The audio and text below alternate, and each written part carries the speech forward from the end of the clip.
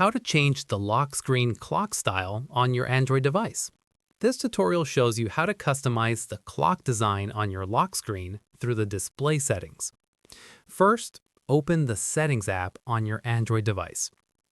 After that, scroll down and tap on Wallpaper and Style. From there, tap on Lock Screen to open the lock screen customization options. At this point, tap on Clock to open the clock style settings.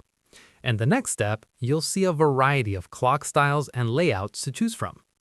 Following this, swipe left or right to browse through all the available clock designs. Once done, tap on the clock style you want to apply. From here, tap on Color if you want to change the clock color to better match your wallpaper. At this stage, select your preferred color from the options available. After this, tap Done or Apply to save all your changes. Finally, press the power button to lock your screen and wake it back up to see your new clock style in action. And that's it. If this Android guide helped you customize your lock screen clock, give it a like, subscribe for more Android tutorials, and tap the bell icon for updates.